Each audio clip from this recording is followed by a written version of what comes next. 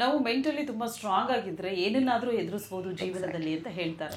So ಆ ಥರ strong ಆಗಬೇಕು ಅಂತ ಹೇಳಿದ್ರೆ ರೂಪಾ ಅಯ್ಯರವರು ಏನು ಟಿಪ್ಸ್ನ ಕೊಡ್ತಾರೆ ಅಂತ ನಾನು ಹೇಳೋದು ಎಸ್ಕೇಪಿಸಮ್ನ ಬಿಟ್ಬಿಡ್ಬೇಕು. ಮೊದಲನೇದಾಗಿ ನಿಮ್ಮ ಮುಂದೆ ಏನೇ ಸಿಚುವೇಶನ್ ಬಂದರೂ ತುಂಬ ಜನ ಗಮನಿಸಿದ್ದೀನಿ, ಎಸ್ಕೇಪಿಸಮ್ ತುಂಬ ಜಾಸ್ತಿ.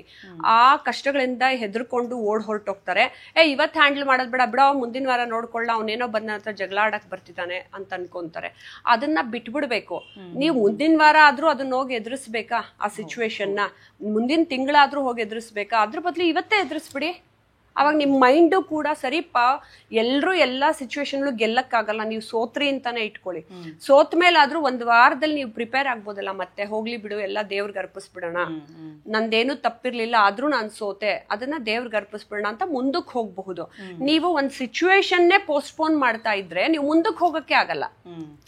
ಈಗ ನಿಮ್ ರೋಡಲ್ಲಿ ಏನೋ ಬಿದ್ದಿರುತ್ತೆ, ನೀವು ಅದನ್ನ ಎತ್ತಾಕಿ ಪಕ್ಕಕ್ಕೆ ಹೋಗ್ತಿರೋ ಅಥವಾ ನೀವು ಅಲ್ಲೇ ನಿಂತ್ಕೊಂಡು ಕಾಯ್ತಿರೋ ಅವ್ರು ಯಾರಾದ್ರೂ ಬಂದು ಎತ್ತಾಕ್ಲಿ ಅಂತ. ನಿಮ್ ಕೈಲೇ ಎಲ್ಲಾ ಶಕ್ತಿ ಇರುತ್ತೆ ನಿಮ್ಮ ಜೀವನದ ದಾರಿಯನ್ನ ಕ್ಲೀನ್ ಮಾಡ್ಕೊಳ್ಳೋದಕ್ಕೆ. ಆ ಸಿಚುವೇಶನ್ಗಳನ್ನ ನೀವು ಕ್ಲೀನ್ ಮಾಡ್ಕೊಂಡಾಗ ನೀವೇ ಮುಂದಕ್ಕೆ ಓಡ್ ಹೋಗ್ಬೋದು. ಸೊ ಆ ಎನರ್ಜಿನ ಇವರೇ ತಂದ್ಕೋಬೇಕು ಅಂತ ಹೇಳಿದ್ರೆ ಮೊದಲು ವಿಲ್ ಪವರ್. ಮನುಷ್ಯನಿಗೆ ಮೊದಲು ಬೇಕಾಗಿರೋದು ಧೈರ್ಯ.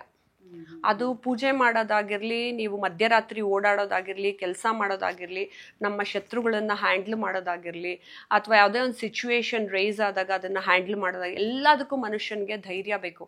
ಇವನ್ ಹೇಳ್ಕೊಳಕ್ಕೂ, ಒಂದು ಹುಡುಗಿಗೆ ಐ ಲವ್ ಯು ಅಂತ ಹೇಳ್ಕೊಳಕ್ಕೂ ಮನುಷ್ಯನಿಗೆ ಧೈರ್ಯ ಬೇಕು. ಎಷ್ಟೋ ಜನ ನೋಡಿ ಧೈರ್ಯನೇ ಇಲ್ಲದೆ ಒಳಗೊಳಗೆ ಕಷ್ಟಪಡ್ತಿರ್ತಾರೆ. ಯಾವಾಗ ನೀವು ಧೈರ್ಯ ತಗೊಳ್ತಿರೋ, ನಾನು ಮಾಡ್ತಿರೋದು ಕರೆಕ್ಟು, ನಾನು ಸರಿಗಿದ್ದೀನಿ ಅಂತ, ಅವಾಗೆಲ್ಲ ತಾನಾಗೆ ಸರಿ ಹೋಗುತ್ತೆ. ಕೆಲವು ಜನ ನಿಮ್ಮನ್ನ ಹೌದು ಕೆಟ್ಟವರು ಅನ್ಬೋದು, ಅವ್ನು ಸರಿಗ್ ಮಾಡ್ತಿಲ್ಲ ಅನ್ಬೋದು. ಎಲ್ರಿಗೂ ನಾವು ಒಳ್ಳೆಯವರಾಗಿರಕ್ಕಾಗಲ್ವಲ್ಲ. ಅದಕ್ಕೆ ನಾವು ಬೇಗ ಹ್ಯಾಂಡಲ್ ಮಾಡ್ಕೊಂಡ್ರೆ ಸಿಚುವೇಶನ್ ಬೇಗ ಮುಗಿಯುತ್ತೆ.